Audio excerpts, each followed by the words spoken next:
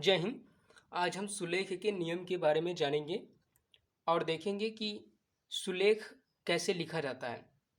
सु का मतलब होता है सुंदर और लेख का मतलब होता है राइटिंग, यानी कि सुंदर राइटिंग, कि हम अपने राइटिंग को कैसे इम्प्रूव करें, एक अच्छी लिखावट कैसे लिखें, इसके बारे में देखेंगे।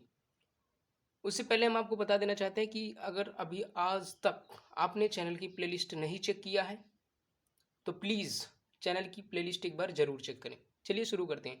एक बार हुआ क्या बेटे कि एक था श्याम सिंह, बच्चा था वो श्याम सिंह। श्याम सिंह जो है अपनी कक्षा में पढ़ रहा था, और जब कक्षा में वो पढ़ रहा था तो उसके टीचर ने उसको बताया कि बेटे सु का मतलब होता है अच्छा और कु का मतलब होता है बुरा। अब श्याम सिंह ने तो गांठ बांध ली और उसके सर ने बताया कि जीवन भर इसे याद रखना। अब श्याम सिंह की शादी जो है कुछ ऐसे जगह पर हुई जैसे राजस्थान से। तो जब श्याम सिंह पढ़ लिख करके बड़ा हुआ तब उसकी शादी हुई राजस्थान से। तो जब वह अपनी ससुराल गया तो उसके ससुराल वालों ने उसका बहुत सम्मान किया। सब ने, किसी ने कहा कि कुंवर साहब लस्सी लीजिए, कुंवर साहब दही लीजिए, कुंवर साहब चाय लीजिए, कुंवर साहब नमकीन लीजिए।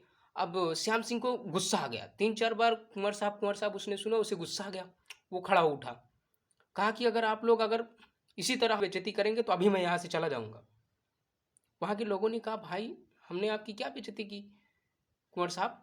तो उन्होंने कहा कि कुंवर साहब बिल्कुल नहीं कहना, नहीं तो अभी मैं यहाँ से जा रहा हूँ। अब वहाँ के लोगों ने कहा तब फिर क्या कहूँ आपको? तो उसने कहा कि कु की जगह पर सु लगाओ, मुझे सुअर साहब कहो। तो बेटे आपको इस चीज़ को ध्यान रखना है कि सु का मतलब अच्छा तो होता है, लेकिन अपने बुद्धि और विवेक का भी हमें प्रयोग करना होगा। ठीक है, तभी हम एक अच्छे स्टूडेंट बन सकते हैं। ठीक है, तो चलिए आते हैं अपने टॉपिक पर। तो इसमें फर्स्ट है राइटिंग इंप्रूव करने के लिए कि शब्दों को लाइन में लिखना आवश्यक है। ठीक है, अगर हम अपने शब्दों को लाइन में लिखते हैं तो हमारी राइटिंग अच्छी बनेगी। जैसे कुछ लोग क्या करते हैं, जैसे उनको लिखना है श्याम तो ऐसे लिखेंगे श्याम, श्याम को ऐसे लिखेंगे बीच से, ये गलत है। आप श्याम यहाँ से लिखें ऐसे, ये होता है शब्दों को लाइन में लिखना। कुछ लोग बीच में लिखते हैं, कुछ लोग यहाँ से नीचे मतलब एकदम लिख देते हैं, तो वो सारी चीज़ें अच्छी नहीं लगती। आप जो है लाइन में शब्दों को लिखें, ये रूल है, रूल, इसको ध्यान में रखना। ठीक है, फिर उसके बाद में लेखन कोण। अगर आप यहाँ पर देखिए, प्रत्येक जो अक्षर लिखा गया है, प्रत्येक शब्द जो लिखा गया है वो 90 डिग्री के कोण पर लिखा गया है, यानी कि ऐसे ऐसे लिखा गया है प्रत्येक शब्द एक खड़ी रेखा के अनुसार। ठीक है, लेखन कोण बहुत मायने रखता है राइटिंग को इम्प्रूव करने में। ठीक है, अगर आप इसको सही कर लेते हो तो ये समझ लीजिए कि राइटिंग का 10% आपने सही कर दिया है। कुछ लोग 30 डिग्री पर लिखते हैं ऐसे, और कुछ लोग इधर से लिखते हैं। ठीक है बेटे, कुछ लोग इधर से लिखते हैं। ये तीनों प्रकार की राइटिंग जो है बेस्ट है। अगर आप जिस प्रकार से लिखते हैं उस प्रकार से लिखिए, चाहे 90 डिग्री के कोण पर लिखिए या फिर तिरछा करके लिखिए, तीनों बेस्ट हैं। ठीक है, लेकिन हाँ, केवल एक ही प्रकार का लिखिए, ये नहीं कि एक बार ऐसे सीधा लिख रहे हैं, एक बार इधर का लिख रहे हैं, फिर एक बार इधर का लिख रहे हैं, जिधर का मूड कर रहे हैं, जिधर का मूड हो रहा है उधर लिखते जा रहे हैं, तो ये बेटा ठीक नहीं है। ठीक है, लेखन कोण सामान्य होना चाहिए, या फिर 90 डिग्री हो या फिर 30 डिग्री हो। ठीक है, और शब्दों के बीच की दूरी, ये जो आप देख रहे हो ये है शब्द, शब्दों के बीच की दूरी जो है एक अक्षर के बराबर होनी चाहिए बीच में। ठीक है, एक अक्षर मतलब बीच में लिखा जा सके, शब्दों के बीच में इतनी दूरी हो कि इन दोनों के बीच में एक अक्षर जो है लिखा जा सके। जैसे यहाँ पर लिखा जा सकता है का। ठीक है, इतनी दूरी होनी चाहिए। उसके बाद में रूल नंबर 4 है अक्षरों के बीच की दूरी। अक्षरों के बीच की दूरी जो है ऐसी होनी चाहिए कि प्रत्येक अक्षर के बीच में जो है एक खड़ी रेखा खींची जा सके। जैसे बी और चा में यहाँ पर एक खड़ी रेखा खींची जा सकती है। इसी प्रकार से हमें अक्षरों के बीच में दूरी रखना है। फिर उसके बाद में अक्षर तथा मात्रा का अनुपात भी हमें पता होना चाहिए।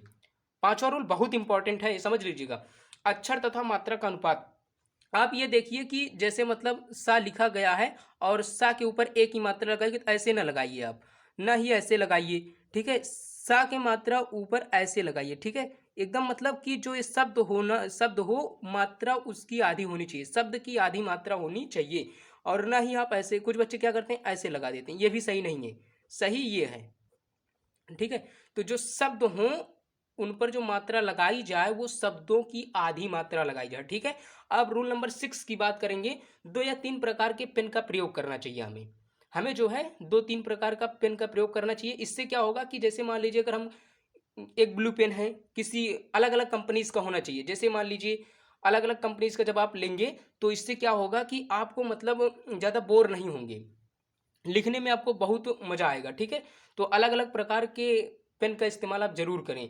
और एक बात और ध्यान रखें कि जब पेन ले तो उसको पहले कुछ चला लें, उसके बाद में उससे धीरे धीरे लिखना प्रारंभ करें। और रूल नंबर 7वां है, सफ़ेद कागज वाली कॉपी का प्रयोग करना चाहिए हमको। ठीक है, कुछ बच्चे क्या करते हैं, रफ वाली कॉपी का बहुत ज़्यादा प्रयोग करते हैं। आपको ऐसा नहीं करना है, आपको सफ़ेद कागज वाली कॉपी का प्रयोग करना है और उस पर अच्छे से अपने राइटिंग को इम्प्रूव करना है। उसके बाद में रूल नंबर 8 है, अक्षरों की बनावट एक जैसी रखना चाहिए। ठीक है, कुछ बच्चे क्या है, अक्षरों की बनावट एक जैसी नहीं रखते हैं। उनको ये ध्यान में रखना चाहिए कि अक्षरों की बनावट जो है एक जैसी होनी चाहिए। पता लगा का ऐसे बना रहे हो, फिर खा इसे बना रहे हो और गा इसे बना दे रहे हो, तो ये चीज़ें सही नहीं है।